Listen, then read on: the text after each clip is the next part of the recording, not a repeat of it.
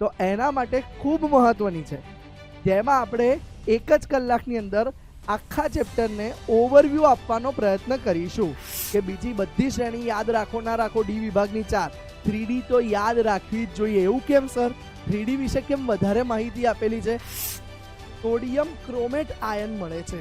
તો જો સોડિયમ ક્રોમેટ છે, કયો છે બેટા? Sodium chromate ion. હવે એમાં બેટા કેમ છો વિદ્યાર્થી મિત્રો? સ્વાગત છે તમારા બધાનું ઇન્ડિયાના most lovable edtech platform call Physics Wallah પર, અને એમાં પણ તમારું સ્વાગત છે આપણી PW ગુજરાતી ચેનલ પર. અને એમાં આજે તમારા માટે લઈને આવી ગયા છીએ ડી અને એફ વિભાગના તત્વો આપણી સમરી સિરીઝમાં. આ સમરી સિરીઝ બાળકો ખાસ તમારા માટે છે. જો તમે ધોરણ 12 JEE કે નીટ કરી રહ્યા હોવ તો એના માટે ખૂબ મહત્વની છે, જેમાં આપણે એક જ કલાકની અંદર આખા ચેપ્ટરને ઓવરવ્યૂ આપવાનો પ્રયત્ન કરીશું. બાળકો હજુ પણ ધ્યાન આપજો, એક ડાઉટ તમારો ક્લિયર કરી દઈએ. આ સિરીઝ માત્ર ને માત્ર એવા વિદ્યાર્થીઓ માટે છે જેને આખું ચેપ્ટર એકવાર સંપૂર્ણ તૈયાર થઈ ગયું છે અને એને એક કલાકની અંદર ક્વિક રિવિઝન કરવું છે. તો એવા વિદ્યાર્થીઓ માટે જ માત્ર આ સિરીઝ છે. આ એક કલાકની અંદર કંઈ આખું ચેપ્ટર તમને આવડી જશે નહીં. હા, પણ તમે જો ચેપ્ટર વ્યવસ્થિત તૈયાર કર્યું હશે તો એક કલાકની અંદર તમારું રિવિઝન અચૂક થઈ જશે. ક્લિયર છે બાળકો? તો બસ સ્ટાર્ટ કરીએ આજની સિરીઝ, જેમાં આપણે ડી અને એફ વિભાગના તત્વો જોવાના છીએ. આવર્ત કોષ્ટક 4 વિભાગમાં વહેંચાયેલું છે, S, P, D અને F. એમાં આજે આપણે ડી વિભાગ એટલે કે સંક્રાંતિ તત્વો અને એફ વિભાગ એટલે કે આંતર સંક્રાંતિ તત્વો વિશે વાત કરવા જઈ રહ્યા છીએ. તો આજનો આપણો બાળકો ટાર્ગેટ શું છે? તો આજના સેશનનો આપણો ટાર્ગેટ છે, આપણે સૌથી પહેલા ઇલેક્ટ્રોન રચના જોઈશું. કોની ઇલેક્ટ્રોન રચના બાળકો? તો આપણે ડી વિભાગ વત્તા એફ વિભાગ બંનેની ઇલેક્ટ્રોન રચના વિશે વાત કરીશું. બરાબર. સાથે સાથે આપણે ડી બ્લોકના તત્વના ગુણધર્મો પણ જોઈશું. વળી ડી બ્લોકના અગત્યના 2 સંયોજન છે, K2Cr2O7 પોટેશિયમ ડાયક્રોમેટ અને KMnO4 પોટેશિયમ પરમેંગેનેટ. તો આ બંનેના ગુણધર્મો, બંધારણ અને રાસાયણિક પ્રક્રિયાઓ કેવી આપે છે, કેમ એનો ખાસ વધારે ઉપયોગ થાય છે, એ ગુણધર્મો પણ ભણીશું. સાથે સાથે આજે આપણે બેટા ભણીશું લેન્થેનોઇડ્સ અને એક્ટિનોઇડ શ્રેણી, જે તમારા આવર્ત કોષ્ટકના એફ વિભાગ તરીકે ઓળખાય છે. તો એની પણ ડિટેલ વાત કરીશું કે એક્ઝામમાં પ્રશ્નો ક્યાંથી આવી રહ્યા છે. વળી બેટા આજે આપણે એફ બ્લોકના તત્વના ગુણધર્મો પણ જોઈશું. અહીંયા એક વસ્તુ થોડી મિસિંગ જણાય છે, જે છે ઉપયોગો. ડીએનએફના ઉપયોગો પણ બહુ મહત્વના છે. તો એના માટે આપણે જ્યાં જે ટોપિકમાં તત્વો સંયોજનોના ઉપયોગો આવશે એની પર પણ નજર નાખીશું.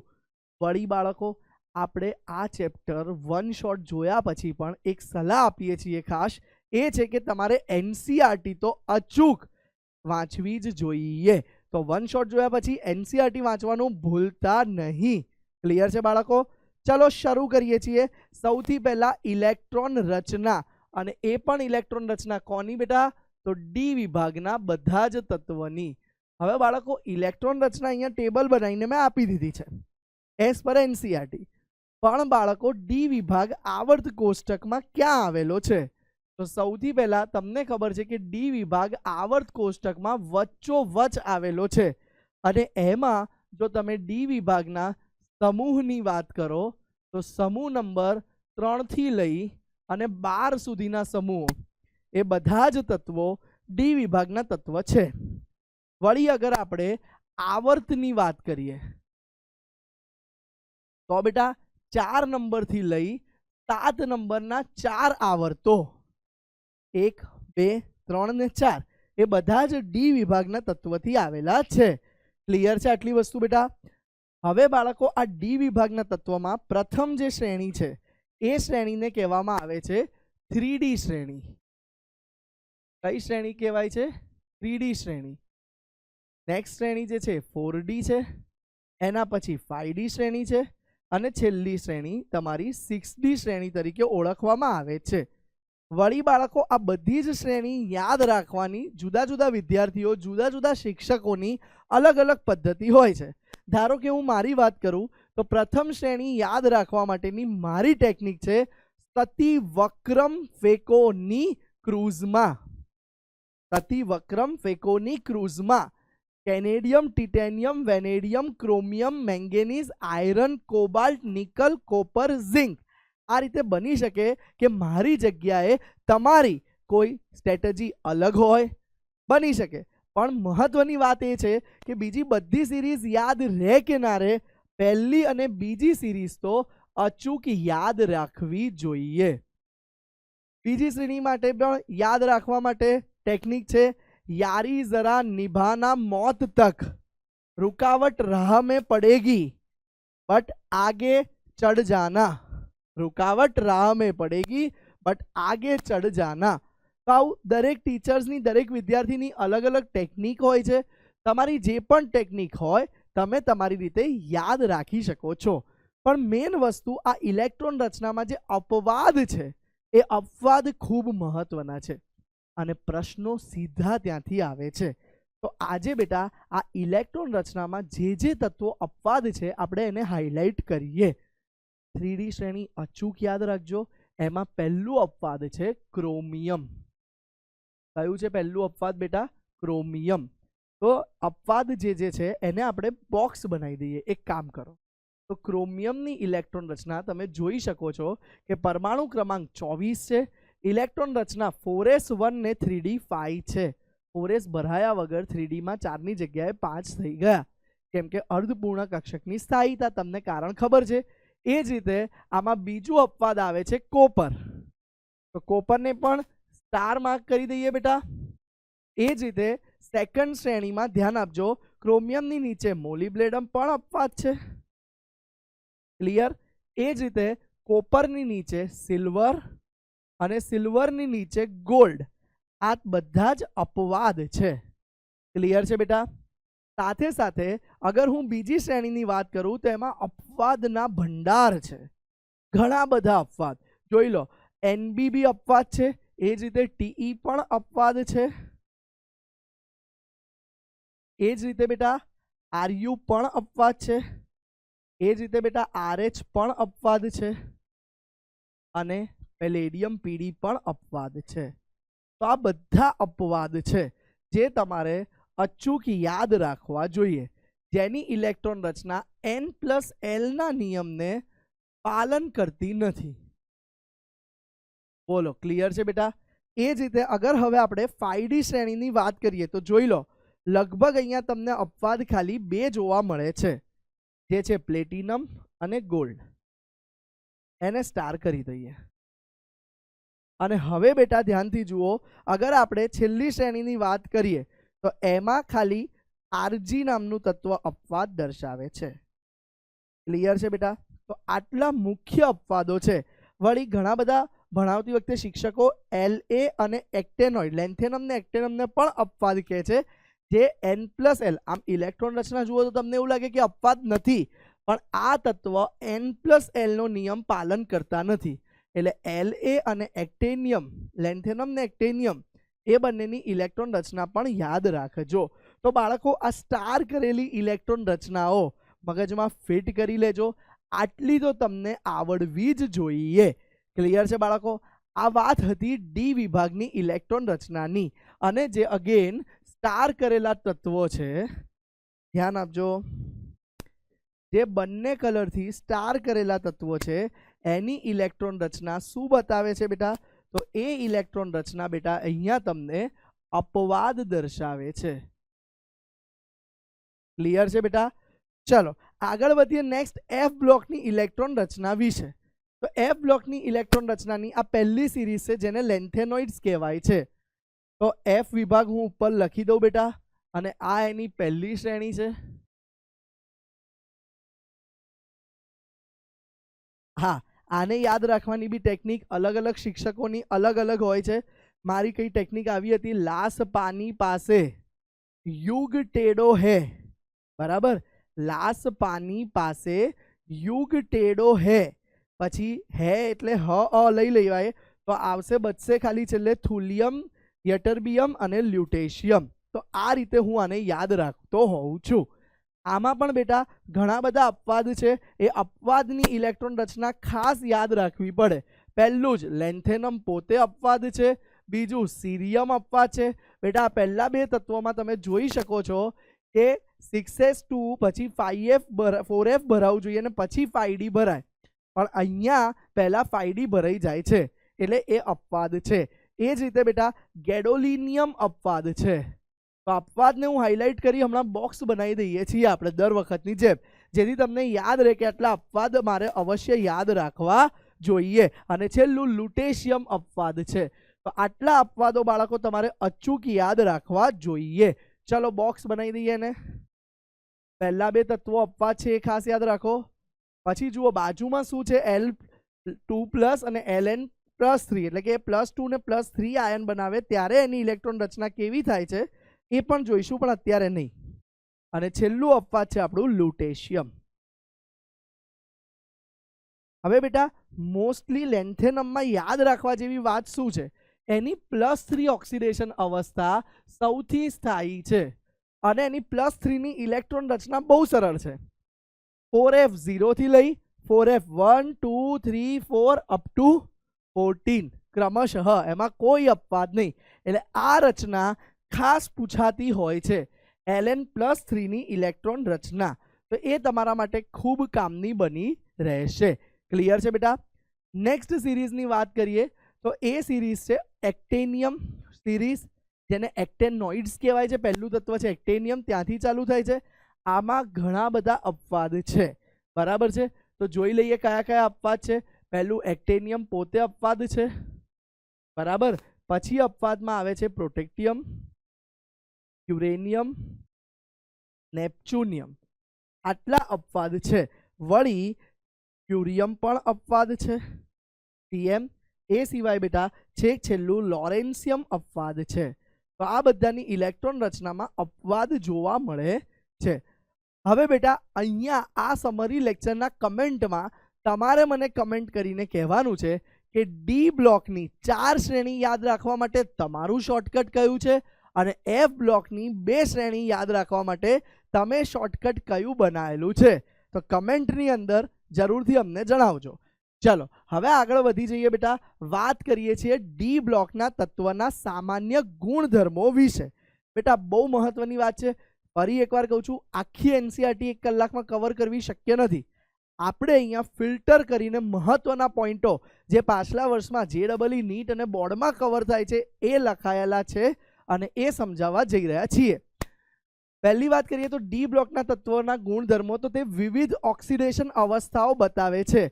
+1 થી લઈ અને +7 સુધીની, અને ઘણીવાર ન્યુટ્રલ સ્ટેટમાં 0 પણ હોય, પણ અગર એ સંયોજન બનાવતા હોય તો એમાં +1 થી +7 સુધીની જુદી જુદી ઓક્સિડેશન અવસ્થા મળશે. હવે મહત્વનો પોઈન્ટ શરૂ થાય છે. 3D શ્રેણી માટે સૌથી સામાન્ય ઓક્સિડેશન અવસ્થા એ +2 હોય છે, બરાબર છે. 3D શ્રેણી હંમેશા કહીએ છીએ કે બીજી બધી શ્રેણી યાદ રાખો ના રાખો, ડી વિભાગની 4, 3D તો યાદ રાખવી જ જોઈએ. એવું કેમ સર? 3D વિશે કેમ વધારે માહિતી આપેલી છે?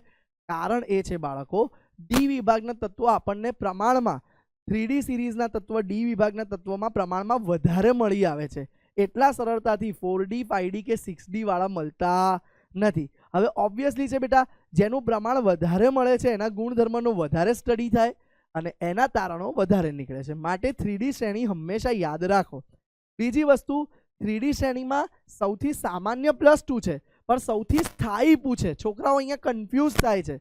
સૌથી સામાન્ય +2 પણ સૌથી સ્થાયી અવસ્થા પૂછે તો એ +3 હોય છે. બેટા આ બે પોઈન્ટને મોસ્ટ ઇમ્પોર્ટન્ટ માર્ક કરી દો, #* માર્ક કરી દો. અને આપણી ટેકનિક તમે જાણો જ છો, અહીંયા ફિંગર દોરી દો. અહીંયા ભૂલ પડવાની શક્યતા હાઈએસ્ટ છે, જે તમારે ભૂલ પડવી જોઈએ નહીં. શું બેટા? કે સૌથી સામાન્ય ઓક્સિડેશન અવસ્થા 3D શ્રેણીની +2, પણ સૌથી સ્થાયી પૂછે તો +3. ક્લિયર છે બેટા? નેક્સ્ટ પોઈન્ટ, 3D શ્રેણીની મહત્તમ ઓક્સિડેશન અવસ્થા. તો ભાઈ 3D શ્રેણીની મહત્તમ ઓક્સિડેશન અવસ્થા +7 છે. અને પ્રશ્ન થાય સર આ +7 Mn બતાવે છે, અમને યાદ છે, પણ એ કોની સાથે બતાવશે? તો બેટા Mn જે +7 બતાવે છે એ MnO4 માઇનસમાં બતાવે છે.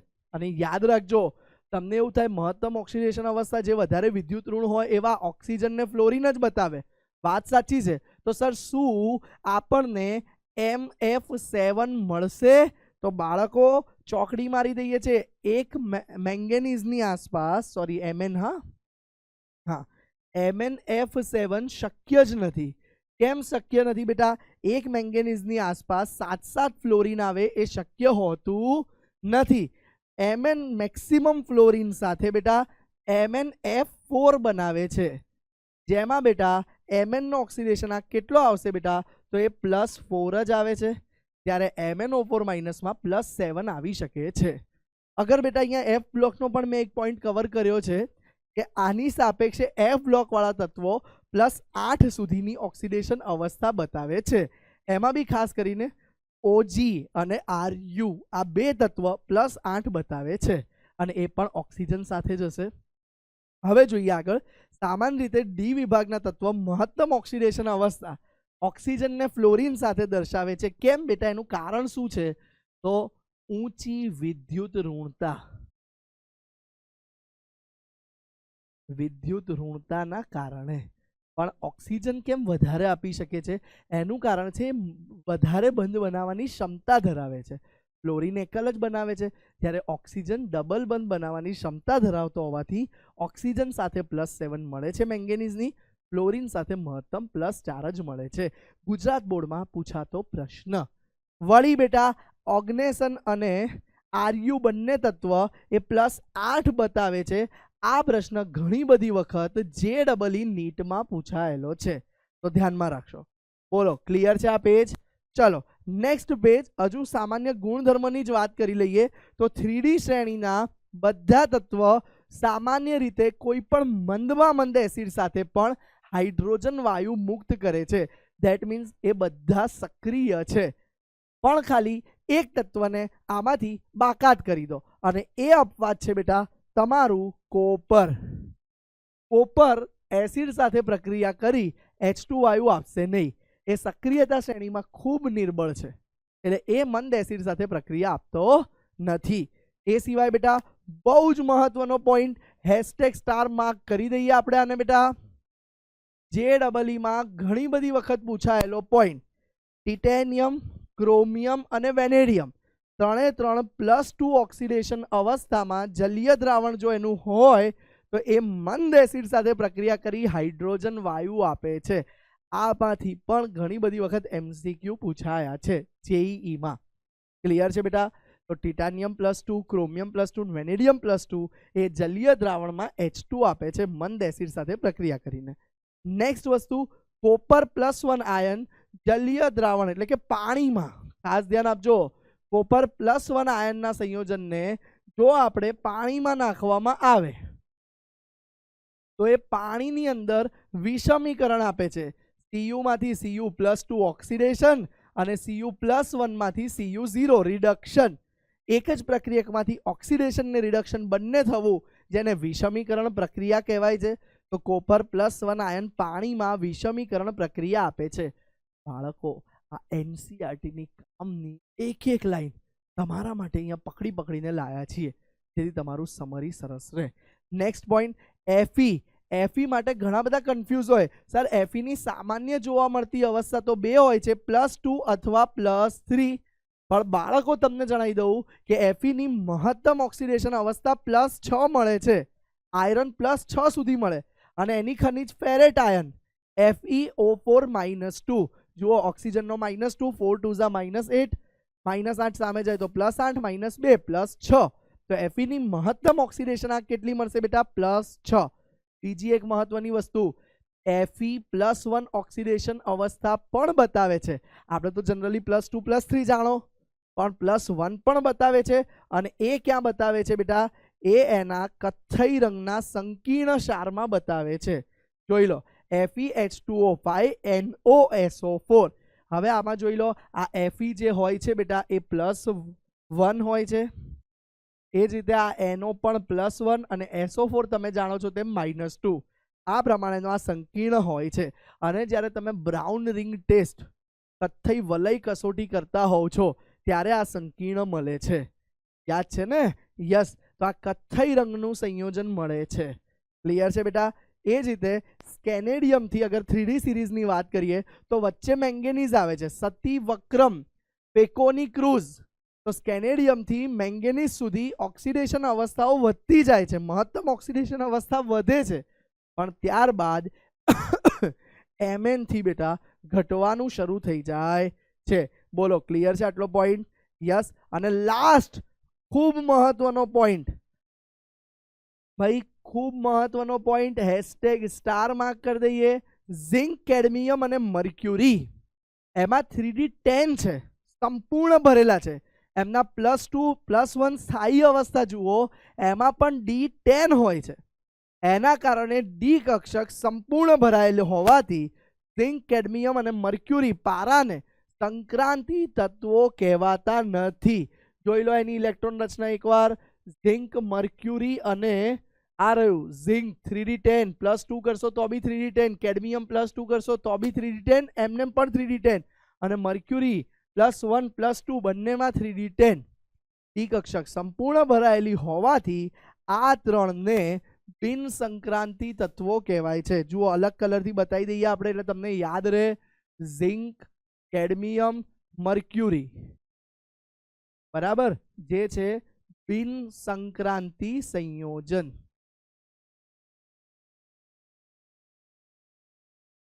અહીંયા તમારા ડી બ્લોકના ઓક્સિડેશન અવસ્થાને લગતા બધા મુદ્દા ક્લિયર થયા. ચાલો, ડન છે બેટા. હવે આગળ વાત કરીએ ડી બ્લોકના બીજા ગુણધર્મ. ફરીથી કહી દઉં છું, ડી બ્લોકના અન્ય ગુણધર્મો જોઈએ એ પહેલા અહીંયા 1 કલાકની સમરીમાં બધું જ કવર કરવું શક્ય નથી. તો માટે બેટા આપણે મેક્સિમમ અગત્યના ટોપિક કવર કરીએ છીએ. બાકી તમારા માટે આઈડિયલ એ છે કે આ રિવિઝન લેક્ચર છે, તો જોડે જોડે એકવાર એનસીઆરટી વાંચવી. ઉદ્દીપકીય ગુણધર્મની વાત કરીએ તો ડી બ્લોકના તત્વ ઘણી બધી રાસાયણિક પ્રક્રિયામાં ઉદ્દીપક તરીકે વર્તે છે, અને એના 2 મહત્વના કારણ છે. પહેલું મહત્વનું કારણ જુદી જુદી ઓક્સિડેશન અવસ્થા બતાવે છે, એટલે મધ્યસ્થી સરળતાથી બની શકે અને મધ્યસ્થીમાંથી નિપજમાં પાછા મૂળ સ્વરૂપમાં આવી શકે એટલા માટે બતાવે છે. અને બીજું, તેમની પાસે ખાલી ડી કક્ષક છે. ડી બ્લોકના તત્વ પાસે ખાલી ડી કક્ષક છે. શું છે? વિવિધ ઓક્સિડેશન અવસ્થા, અને બીજું હું લખી દઉં છું ખાલી ડી કક્ષક. અર્ધપૂર્ણ કે અપૂર્ણ, બરાબર?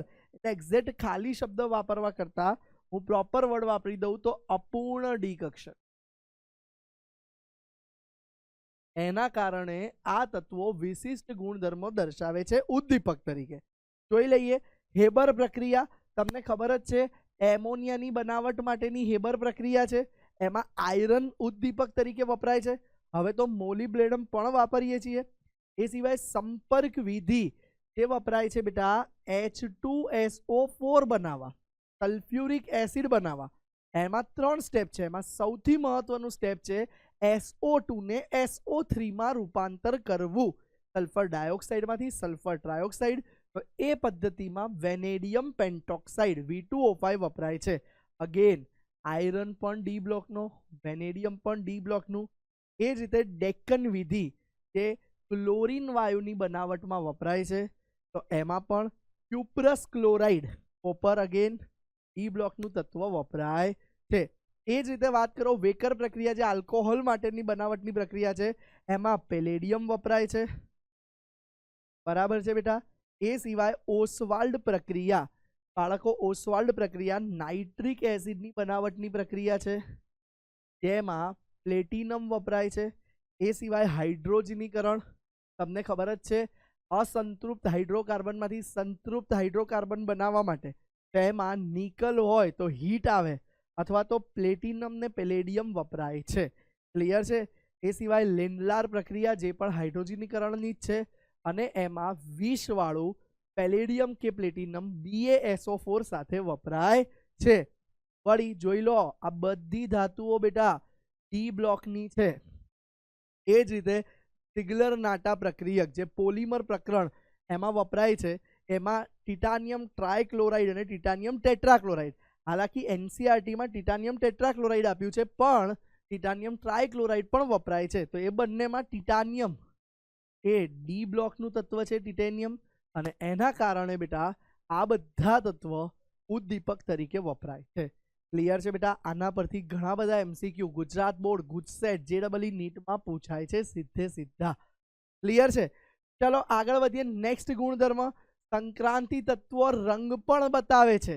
રંગ કેમ બતાવે છે બેટા? તો જલીય દ્રાવણમાં રંગીન હોય છે, એનું કારણ છે ટીડી સંક્રાંતિ. આના માટે જવાબદાર છે બેટા ટી કક્ષકનું વિભાજન.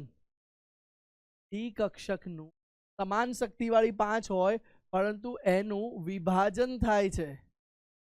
તમે આ સંકીર્ણ સંયોજનમાં ક્રિસ્ટલ ફિલ્ડ થિયરી CFT ભણી ગયા છો, કે જેમાં ડી ની 5 કક્ષકોની શક્તિ વહેંચાઈ જાય છે 3:2 અથવા 2:3 અને જેના કારણે ત્યાં ડીડી સંક્રાંતિ થાય છે. ઇલેક્ટ્રોન નીચી ઉર્જા સ્તરમાંથી ઊંચી ઉર્જા સ્તરમાં જાય, પણ ત્યાં લાંબો સમય રહી ના શકે, એટલે પાછું ધરા અવસ્થામાં આવે. હવે પાછું ધરા અવસ્થામાં આવે તો શોષાયેલી ઉર્જા એ દ્રશ્ય પ્રકાશના વર્ણપટ સ્વરૂપે મુક્ત કરે, અને એના કારણે રંગ જોવા મળે છે. આ બધા રંગ છે એ ખાસ યાદ રાખજો પાણીમાં છે. H2O જો આયન હોય તો એ કયા કયા રંગ આપે છે, બહુ મહત્વના. આમ જોઈએ બેટા તો આ આખો કોઠો મહત્વનો છે, આખો કોઠો મહત્વનો છે. પણ બેટા ખાસ કરીને જે મહત્વના છે એની વાત કરી દઉં, એને સ્ટાર કરી દઉં તો ક્રોમિયમ +3 જેનો જાંબલી રંગ હોય છે, Mn+3 જાંબલી, Cr+2 ગુલાબ, Cr+2 વાદળી રંગનો હોય છે, Mn+2. જો કોઈ ફિમેલ ટીચર પેપર કાઢે તેમનો ફેવરિટ રંગ ગુલાબી હોય છે, માટે વારંવાર આ Mn+2 આયનનો રંગ પૂછાતો હોય છે. જસ્ટ એક મજાક છે બાળકો. તો ગુલાબી રંગ કોનો હોય છે? Mn+2 આયનનો. એ સિવાય બેટા Fe+3 પીળો રંગ દર્શાવે છે, Fe+2 એ લીલો રંગ દર્શાવે છે. કોબાલ્ટ 3+ હોય કે કોબાલ્ટ +2 હોય, એ બંને બેટા વાદળી અને અનુક્રમે ગુલાબી રંગ દર્શાવે છે. Ni+2 છે એ લીલો રંગ દર્શાવે છે, અને લાસ્ટ અને ઇમ્પોર્ટન્ટ Tu+2 જે છે એ વાદળી અને Zn+2 રંગવિહીન. બાળકો યાદ રાખજો, ડી કક્ષક જો સંપૂર્ણ ભરાયેલી હોય અથવા સંપૂર્ણ ખાલી, એટલે કે જો બેટા D0 હોય કે D10 હોય તો એમાં ડીડી સંક્રાંતિ શક્ય નથી.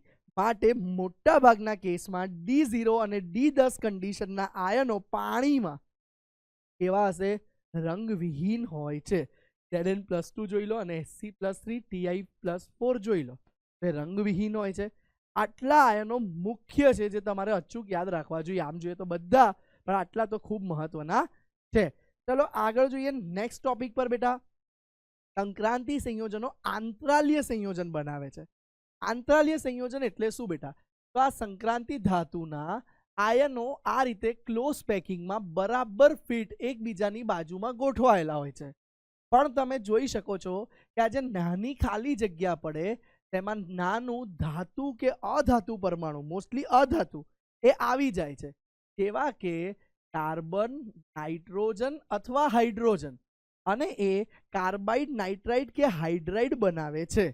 પણ મેક શ્યોર બેટા એ ધાતુ સાથે પ્રક્રિયા નથી કરતા, ખાલી આવીને ગોઠવાઈ જાય છે, અને જેના કારણે બિન તત્વયોગમિતીય સંયોજન જેવા કે VH.6, ટિટાનિયમ હાઇડ્રાઇડ 1.7 તમે જોઈ શકો છો. તો આ પોઈન્ટ છે એનો મતલબ શું છે બાળકો? જો 10 વેનેડિયમ હોય તો એમાં 6 હાઇડ્રોજન, તો 10 ટિટેનિયમ હોય તો એમાં 17 હાઇડ્રોજન ગોઠવાય છે.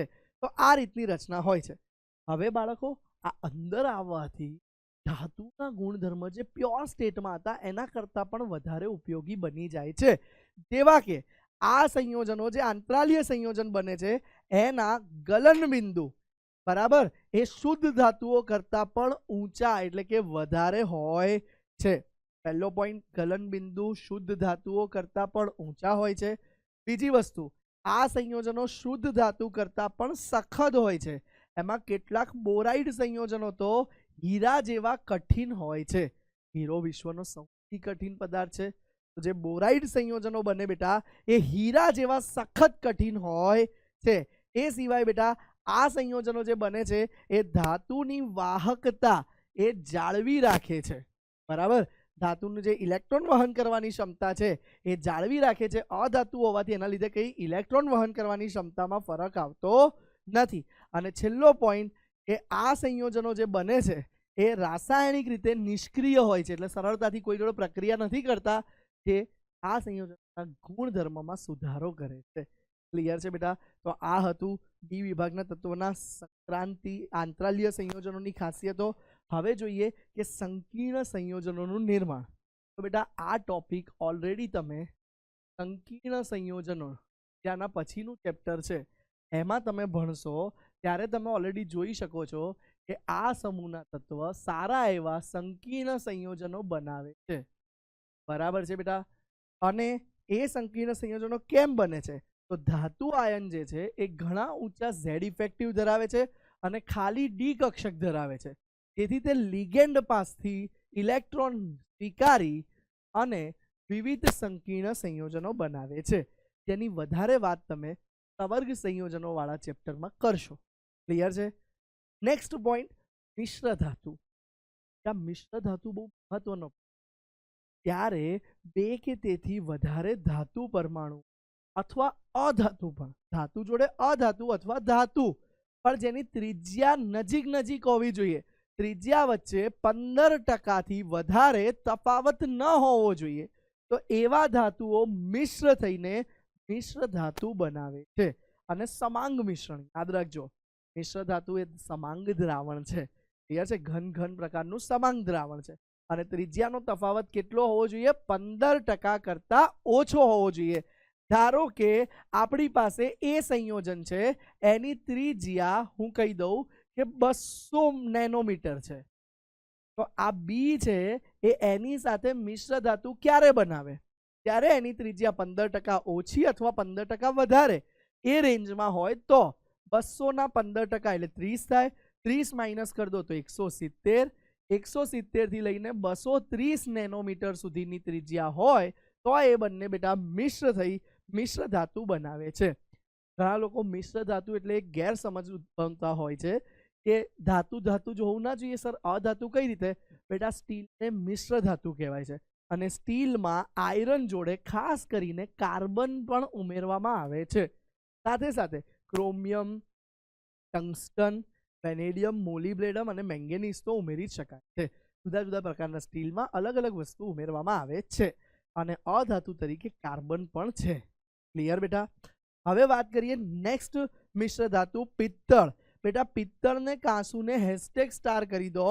કોમ્પિટિટિવ એક્ઝામ માટે આ ફેવરિટ વસ્તુ છે. ગુજસેટ, એમસી કોડના હોય કે JEE નીટના હોય, આનું ખાસ વસ્તુ પૂછતા હોય છે. પિત્તળ કઈ રીતે બને છે? એ કોપર વત્તા ઝિંકથી બને છે. ત્યારે કાંસુ કઈ રીતે બનતું હોય છે બેટા? એ કોપર વત્તા એસએન થી બને છે. ક્લિયર છે? ટીન વત્તા કોપર તો કાંસુ મળશે, કોપર વત્તા ઝિંક તો આપણને મળશે પિત્તળ. ક્લિયર બેટા? આટલી વસ્તુ. કાંસ્ય પદક જે કહેવાય છે એ વાસ્તવમાં કાંસામાંથી બનતો હોય છે. તો સંકીર્ણ ડી બ્લોકના તત્વના આપણે નેક્સ્ટ ગુણધર્મ પણ જોઈ લીધો મિશ્ર ધાતુ તરીકે. હવે બાળકો વાત કરીએ એના સંયોજનો પર આવી જઈએ. તો સંયોજનોમાં સૌથી મહત્વના સંયોજનો પહેલા વાત કરીએ છીએ ક્રોમેટ આયન અને ડાયક્રોમેટ આયન. બેટા આના પરથી ધ્યાન આપજો. ધીરે ધીરે આપણે K2Cr2O7 જે મહત્વની થિયરી છે પોટેશિયમ ડાયક્રોમેટ, એમાં વપરાતો ડાયક્રોમેટ આયન પણ ભણીશું. બંને આયનના અણુસૂત્ર અને બંધારણ તમારી સામે છે. જુઓ, પહેલો જે મેં દોરેલો છે એ ક્રોમેટ આયન છે, જેનું અણુસૂત્ર Cr જોડે 4 ઓક્સિજન, તો CrO4 માઇનસ છે. અને આ બાજુ જે જોડે દોરેલો છે એ છે તમારો ડાયક્રોમેટ આયન. અને બેટા આ ડાયક્રોમેટ આયનનું અણુસૂત્ર જોઈ લો 2 Cr હોવાથી Cr2O7 -2 છે. બંનેમાં બેટા ક્રોમિયમનો ઓક્સિડેશન આંક ધ્યાન આપજો. Cr નો ઓક્સિડેશન આંક સમાન જ છે. અને એ કેટલો છે બેટા? તો આમાં Cr નો ઓક્સિડેશન આંક જુઓ, O નો -2 મૂકી દો. 4 દુ માઇનસ, હા એક મિનિટ, અહીંયા ઉપર -2 આવશે બેટા. 4 દુ -8, સામે જાય તો +8, +8 માંથી 2 ગયો તો +6 છે. અને આમાં પણ અગર હું વાત કરું કે Cr નો ઓક્સિડેશન આંક, તો એ પણ બેટા આમાં પણ તમને +6 જ મળે છે. ગણી શકો છો તમે. 7 દુ -14, સામે જાય તો +14, +14 માંથી 2 ગયા +12, +12/2 એટલે કે તમને મળી ગયો બેટા +6. તો બંનેમાં ઓક્સિડેશન આંક સેમ છે, બંનેની રચના પણ સેમ છે, બંનેમાં સમચતુષ્ફલકીય રચના જોવા મળે છે. કઈ રચના જોવા મળે છે બેટા? સમચતુષ્ફલકીય. વળી બેટા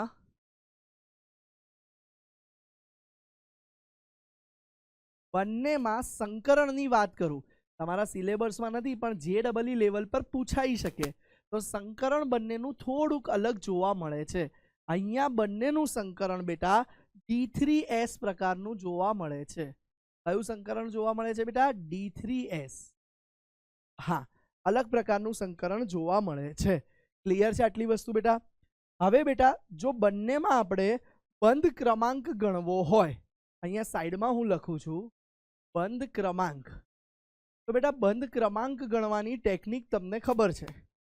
સસ્પંદન થઈ રહ્યું છે બંનેમાં, તો અહીંયા જે બંધની સંખ્યા છે ડિવાઇડેડ બાય કેટલા પરમાણુ વચ્ચે તે વહેંચાયેલા છે એની સંખ્યાથી આપણને બંધ ક્રમાંક મળે છે.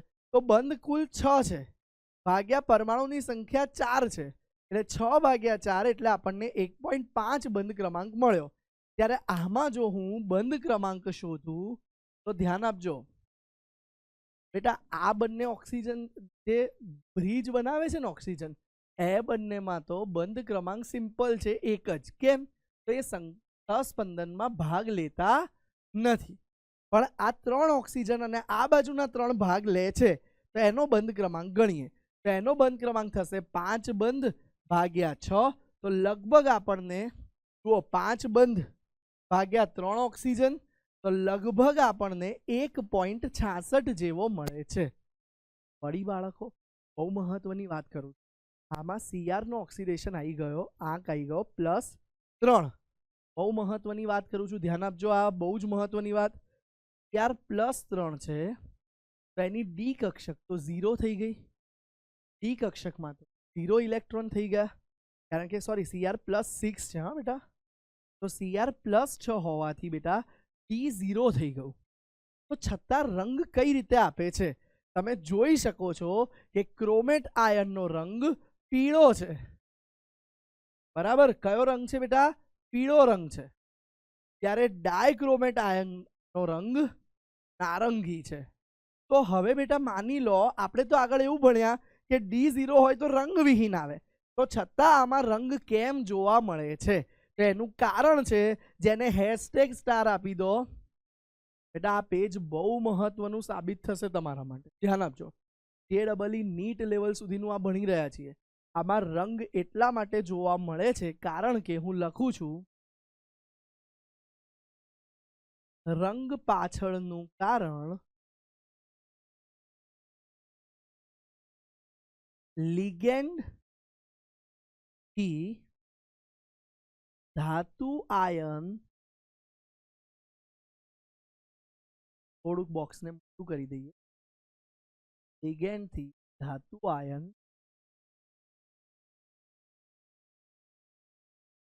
तरफ थतो इलेक्ट्रॉन,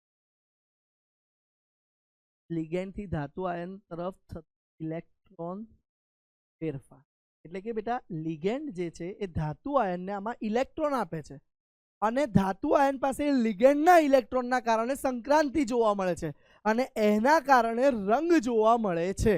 ક્લિયર છે બેટા? આ પોઈન્ટ ખાસ મહત્વનો છે. લિગેન્ડ અને ધાતુ આયન વચ્ચે જે ઇલેક્ટ્રોનની ફેરફાર થાય છે અથવા તો ઇલેક્ટ્રોન શિફ્ટ થાય છે, બરાબર, ઇલેક્ટ્રોનનું સ્થાનાંતર લખવું વધારે સારું રહેશે. બરાબર, તરફ થતો ઇલેક્ટ્રોનનું સ્થાનાંતર કરી દો. ઉભા રહો, ઇલેક્ટ્રોનનું સ્થાનાંતર એ જવાબદાર છે. બરાબર બેટા, તો એના લીધે રંગ જોવા મળે છે. હવે આપણે ભણવા જઈ રહ્યા છે ખૂબ મહત્વની થિયરી, પોટેશિયમ ડાયક્રોમેટની બનાવટ, કે કઈ રીતે પોટેશિયમ ડાયક્રોમેટ બને છે. તો સૌથી પહેલા બેટા પોટેશિયમ ડાયક્રોમેટને બનાવવા માટે ક્રોમાઇટ ખનિજ લેવાય છે અને જે આયનની છે એટલે કે લોખંડની છે. અને એ ક્રોમાઇટ ખનિજને ત્યારે આપણે સોડિયમ કાર્બોનેટ બરાબર Na2CO3 એના વડે ઓક્સિજનની હાજરીમાં રોસ્ટિંગ કરવામાં આવે છે, ભૂંજન કરવામાં આવે છે, ત્યારે પ્રક્રિયા થઈ આપણને આયર્ન ઓક્સાઇડ અને પીળા રંગનો જોઈ શકો છો તમે, પીળા રંગનો સોડિયમ ક્રોમેટ આયન મળે છે. જોજો સોડિયમ ક્રોમેટ છે, કયો છે બેટા? Sodium chromate ion. હવે એમાં બેટા એસિડિક માધ્યમ પસાર કરી સોડિયમ ક્રોમેટમાંથી ડાયક્રોમેટ બનાવી શકાય છે. યાદ રાખજો, બહુ મહત્વનું સમીકરણ. ક્રોમેટ આયનમાં એસિડ ઉમેરીએ તો ડાયક્રોમેટ બને બેટા, અને બેટા ડાયક્રોમેટમાં માની લો બેઝ ઉમેરો છો તો પાછો ક્રોમેટ મળે. આ પરિવર્તન બહુ મહત્વનું છે. જો આપણે ડાયક્રોમેટ જોઈતો હોય તો એને એસિડિક મીડિયમ રાખવું જરૂરી છે, જેથી તે ક્રોમેટમાં પાછો ફેરવાઈ ન જાય. ક્રોમેટ હોય એસિડિક મીડિયમ રાખેલું હોય એટલે ડાયક્રોમેટ મળે, તો આમે ડાયક્રોમેટને એસિડિક મીડિયમમાં વાપરવામાં આવશે. ક્લિયર છે? તો હવે જુઓ, આ મળી ગયો તમને સોડિયમ ડાયક્રોમેટ. એમાં બેટા આ એરો થોડો ઊંધો કરી દઈએ, ધ્યાન આપજો. આ એરો થોડો ઊંધો કરી દઈએ, આ બાજુ ના આવે, ટાઈપિંગ એરર છે. આ એરો આમ આવશે તો શું થશે? સોડિયમ ડાયક્રોમેટમાંથી KCl પસાર કરતા સોડિયમ પોટેશિયમનું વિસ્થાપન કરશે. પોટેશિયમ સોડિયમને ધક્કો મારી K2Cr2O7 બની જશે, જે આપણું મળી ગયું પોટેશિયમ ડાયક્રોમેટ, જેની આપણે જરૂર હતી. ફરીથી બાળકો, અહીંયા અગત્યનો પોઈન્ટ આ બનાવટમાં કયો છે? તો ક્રોમેટ જે છે એ એસિડિક માધ્યમમાં ડાયક્રોમેટ આપે છે, અને ડાયક્રોમેટ બેઝિક માધ્યમ કરો તો પાછું ક્રોમેટ આપે છે. ક્લિયર છે? ચલો હવે ક્રોમેટ ડાયક્રોમેટની અગત્યની ઉપયોગિતા સમજીએ. તો ડાયક્રોમેટની અગત્યની ઉપયોગિતા પ્રબળ ઓક્સિડેશન કરતા પદાર્થ તરીકે છે.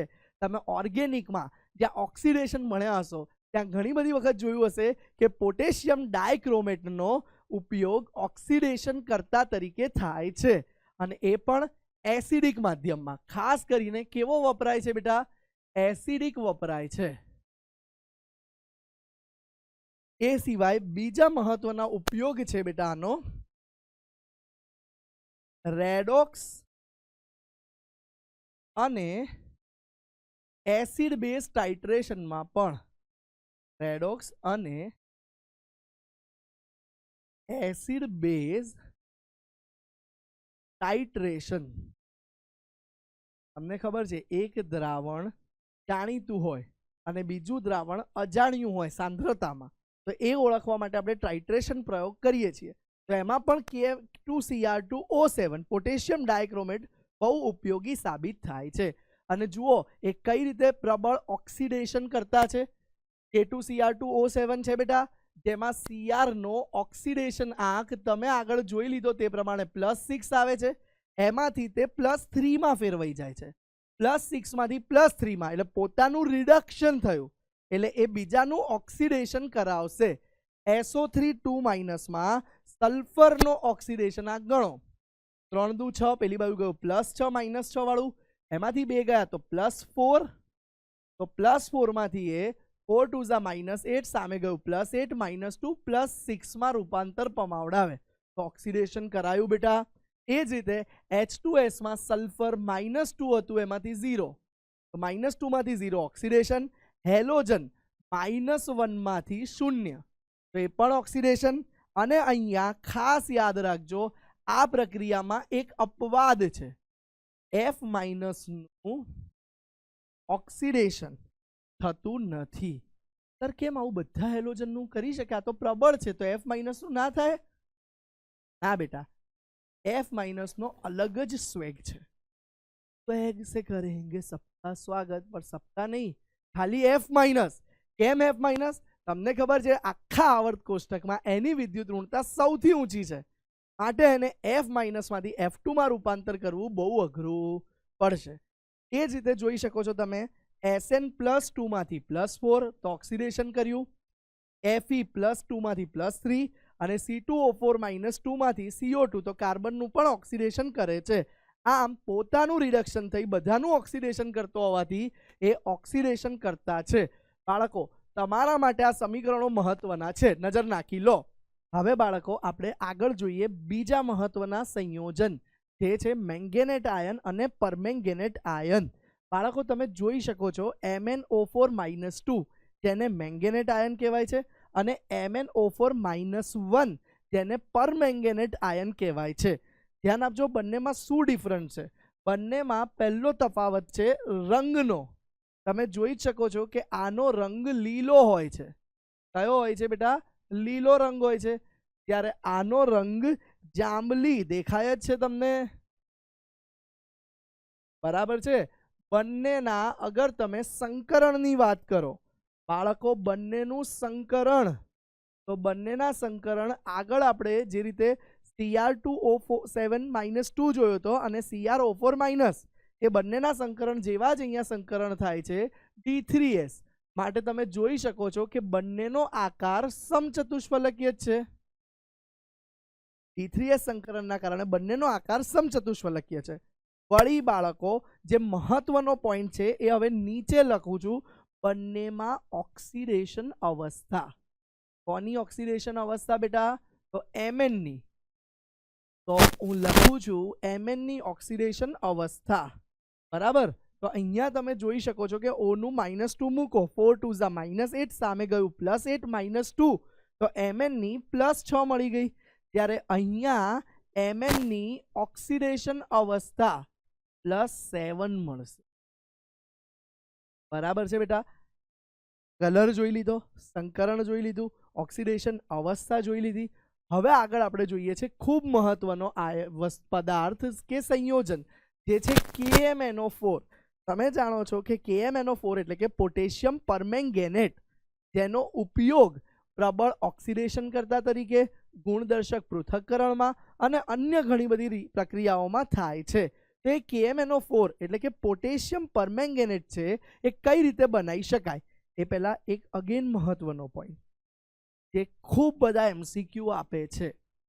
MnO4-2 એટલે કે મેંગેનેટ આયન જે છે એ અયુગ્મિત ઇલેક્ટ્રોનના કારણે અનુચુંબકીય હોય છે. જ્યારે બેટા MnO4-2 જે છે એમાં અયુગ્મિત ઇલેક્ટ્રોન હોતા નથી, માટે તે સ્વભાવે પ્રતિચુંબકીય હોય છે. આ ગુણધર્મ પરથી અત્યાર સુધી ઘણી બધી વખત, ઓલમોસ્ટ 1000-2000 વખત પ્રશ્ન બનેલા છે. ધ્યાન આપજો. ક્લિયર છે બેટા? તો આ અનુચુંબકીય, આ પ્રતિચુંબકીય હોય છે. નેક્સ્ટ વસ્તુ જોઈએ KMnO4 ની બનાવટ.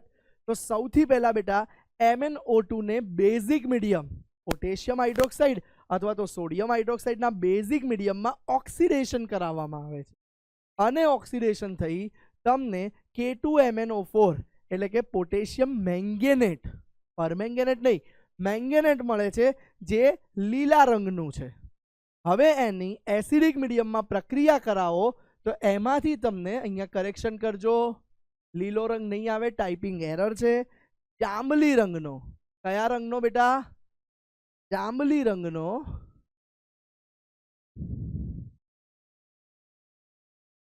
રંગનો પોટેશિયમ પરમેંગેનેટ એટલે કે KMnO4 મળે છે. હવે બેટા આપણે જાણીએ છીએ KMnO4 પ્રબળ ઓક્સિડેશન કરતા છે, માટે તે પોતાનું રિડક્શન કરશે. એસિડિક KMnO4 માં એનું +7 માંથી એનું જ રૂપાંતર Mn+2 માં થાય છે અને જ્યાં તેનો ઓક્સિડેશન આંક +2 થઈ ગયો, 7 થી +2 n ફેક્ટર જે તમે તુલ્યભાર ગણવા માટે વાપરો છો એમાં 5નો ફેરફાર થઈ જાય છે. અને એ કોનું ઓક્સિડેશન કરશે? ઓલમોસ્ટ આગળ ભણી ગયેલા બધા જનું, જે આપણે K2Cr2O7 ભણ્યા હતા એ બધાનું. H2S નું S માં, SO2 નું SO4 2- માં, હેલોજન માઇનસનું X2 માં, COOH એટલે કે કાર્બોક્સિલિક એસિડનું હોય તેમાંથી પાણી, કાર્બન ડાયોક્સાઇડ ને કાર્બન મોનોક્સાઇડમાં. વળી Fe+2 હોય તો +3 માં ઓક્સિડેશન. C2O4 ઓક્ઝેલેટ આયન હોય તો એનું CO2 માં, HCOOH નું CO2 માં અને S2O3 2- નું SO4-2 માં ઓક્સિડેશન કરે છે. એ ખુદ પોતાનું રિડક્શન કરે છે એટલે બીજાનું ઓક્સિડેશન કરતો હોવાથી આપણે KMnO4 ને બેટા પ્રબળ ઓક્સિડેશન કરતા કહીએ છીએ અને એ બી કયા મીડિયમમાં બેટા? એસિડિક મીડિયમમાં. યાદ રાખજો ખાસ, કયા માધ્યમમાં? તો એસિડિક માધ્યમમાં પ્રબળ ઓક્સિડેશન કરતા છે. વળી બેટા તે બેઝિક અને તટસ્થ માધ્યમમાં પણ ઓક્સિડેશન કરતા છે, પણ એસિડિક જેટલો પ્રબળ હશે નહીં.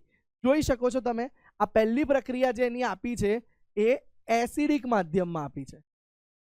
આ પ્રક્રિયા એસિડિક માધ્યમમાં આપી છે, ત્યારે એ બેઝિક માધ્યમમાં પ્રક્રિયા કરે. એસિડિકની તો આગળ જોઈ લીધું, MnO4 માઇનસ માંથી Mn+2 એટલે કે બેટા +7 માંથી +2 માં. પણ બેટા એ બેઝિક માધ્યમમાં પ્રક્રિયા કરે ત્યારે MnO4 માઇનસ માંથી MnO4-2 બને છે, એટલે +7 માંથી માત્ર +6 માં જાય છે. તો બાળકો ધ્યાન આપજો ખાસ, અહીંયા તમારું N ફેક્ટર મહત્વનું છે. N ફેક્ટર એસિડિક માધ્યમમાં 5 નું આવ્યું, બેઝિક માધ્યમ જે હતું પ્લસ નહીં લખીએ, એકલું 5 લખીએ, બેઝિક માધ્યમમાં 1 આવ્યું. હવે બેટા છેલ્લો પોઈન્ટ જોઈ લો, કાં તટસ્થ અથવા મંદ બેઝિક માધ્યમ રાખીએ તો એ +7 માંથી +4 આપે છે, એટલે કે 3 જેટલું N ફેક્ટર છે. આમ બેટા MnO4 માઇનસ દરેક પરિસ્થિતિમાં ઓક્સિડેશન કરતા છે, પણ સૌથી પ્રબળ ઓક્સિડેશન કરતા એ એસિડિક માધ્યમમાં હોય છે.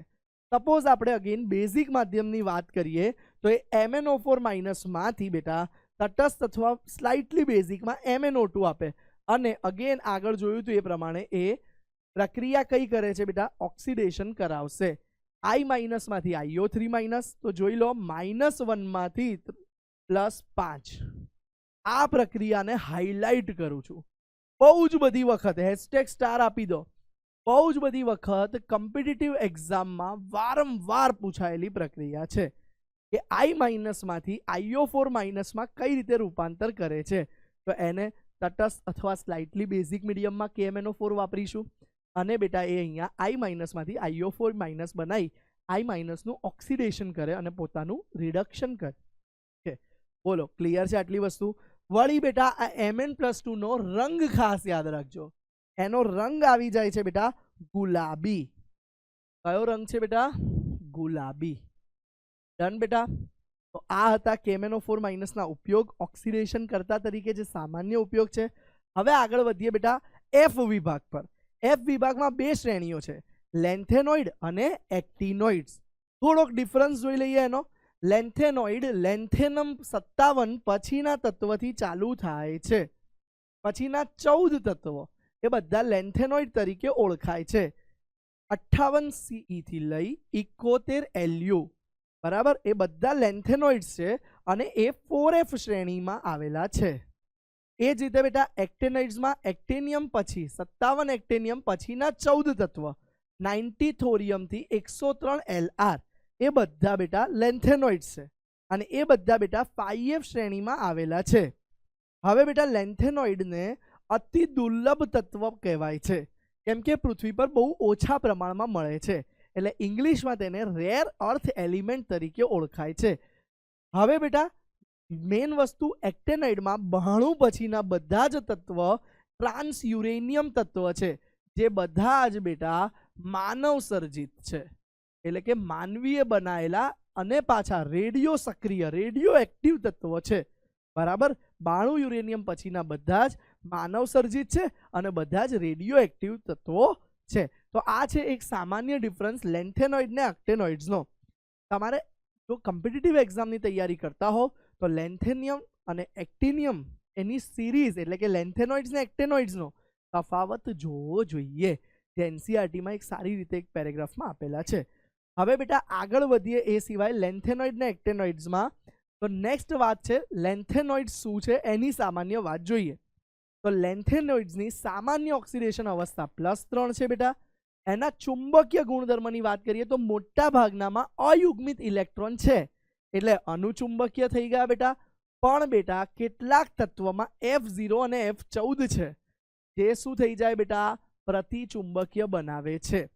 અને એક પ્રશ્ન જે NCERTમાં સીધી લાઈન આપી છે, અને જેના પરથી વારંવાર પૂછાય છે એ છે કે કયું તત્વ સૌથી વધારે અનુચુંબકત્વ ધરાવે છે?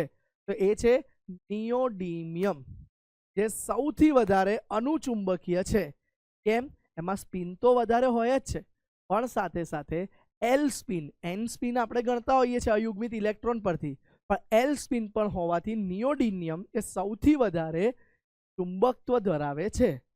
નેક્સ્ટ વસ્તુ, મોટા ભાગના આયનો રંગીન હોય છે આના, જ્યારે એક્ટેનોઇડ સિલ્વરલી વ્હાઇટ કલરના હશે, રંગીન નહીં હોય. ભૌતિક ગુણધર્મ વાત કરીએ તો આ પણ ધાતુઓ છે, દેખાવે ચાંદી જેવા હશે, પણ આયનિક સ્વરૂપમાં રંગીન હશે. વળી બેટા ઘણા સખત હોય છે, જેમ જેમ પરમાણુ ક્રમાંક વધે એમ સખતતા વધે છે. એ સિવાય બેટા એની આયનીકરણ એન્થાલ્પી ઘણી ઓછી છે. ધાતુ સક્રિય છે એટલે સહેલાઈથી ઇલેક્ટ્રોન ગુમાવશે, એટલે આયનીકરણ એન્થાલ્પી ઓછી હોય છે. ક્લિયર છે બેટા? એક ધાતુનું નામ સાંભળ્યું હશે બેટા, પાયરોફોરિક મિશ મેટલ. એ પણ લેન્થેનોઇડ્સમાંથી બને છે, જેમાં લેન્થેનોઇડ 95% હોય છે અને બાકીનું 5% જેવું આયરન હોય છે. અને બાકી બેટા ટ્રેસીસમાં, એટલે કે બહુ જ ઓછા પ્રમાણમાં, આમ જુઓ તો 95 ને 5 100% થઈ ગયું, પણ બહુ ઓછા પ્રમાણમાં અમુક તત્વ સલ્ફર, કેલ્શિયમ અને એલ્યુમિનિયમ જેવા પણ હોય છે, અને કાર્બન પણ. આ બહુ ઓછા પ્રમાણમાં. બરાબર છે?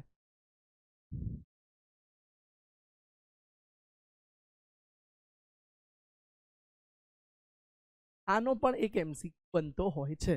આનું નામ છે બેટા પાયરોફોરિક મિશ મેટલ, અથવા ટૂંકમાં કહી દો તો મિશ મેટલ તરીકે પણ ઓળખાય છે. અને આમ કહો તો પાયરોફોરિક મિશ મેટલ. હવે બેટા આપણે આગળ નેક્સ્ટ વાત કરીએ લેન્થેનોઇડ્સની પ્રક્રિયા. તો સામાન્ય રીતે એ એલ્યુમિનિયમ જેવી પ્રક્રિયા આપે છે, એટલે કે +3 બનાવવાનો ગુણધર્મ છે. તેનો ઓક્સિડેશન આંક +3 બને એ રીતે પ્રક્રિયા આપે છે. તો જુઓ, ઓક્સિજન જોડે જોઈન્ટ થઈને એને બનાવી દીધું Ln2O3, 3 2 -6 +6 0. સલ્ફર સાથે સેમ વસ્તુ Ln2S3 બનાવે છે.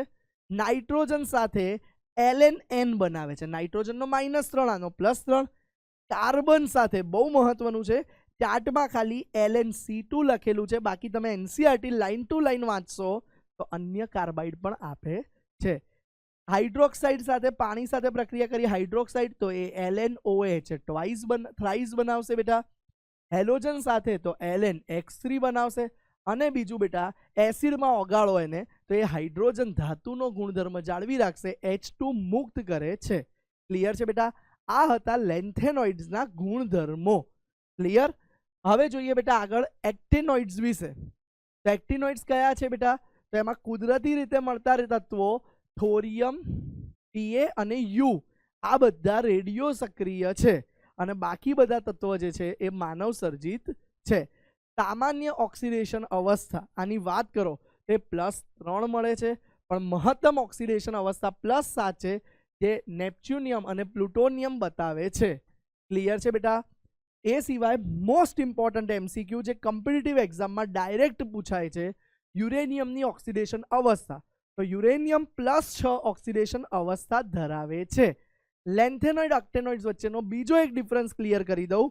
એક્ટિનોઇડ્સ સરળતાથી સંકીર્ણ સંયોજનો બનાવે છે, જ્યારે તમે લખી શકો બેટા કે લેન્થેનોઇડ્સ સરળતાથી સંકીર્ણ સંયોજન બનાવતા નથી. સંકીર્ણ સંયોજન બનાવતા નથી. બોલો, ક્લિયર છે બેટા આ વસ્તુ? તો આ પોઈન્ટ પર ખાસ ધ્યાન આપજો બેટા. નેક્સ્ટ વસ્તુ, તો આટલું ઓક્ટેનોઇડ્સમાં આપણે જોઈ લીધું. તમારે ઘરેથી શું જોવાનું છે? તો હજુ પણ બાળકો બની શકે કે લેન્થેનોઇડ એક્ટેનોઇડ્સના કોઈ ઉપયોગો આપણે મિસ કરી ગયા હોઈએ. તો એકવાર હોમવર્ક કે ટાસ્ક જે આપું છું એ છે તમારે એનસીઆરટી આ ચેપ્ટરની એકવાર ખાસ રીડ કરવી. બાકી આજે આપણે મહત્વની સમરીમાં ઇલેક્ટ્રોન રચના જોઈ લીધી, ગુણધર્મો જોઈ લીધા, K2Cr2O7 અને KMnO4 વિશે પણ ભણી ગયા. વળી લેન્થેનોઇડ્સ અને એક્ટિનોઇડ્સ શું છે એની પણ વાત કરી અને એના ગુણધર્મો પણ જોયા.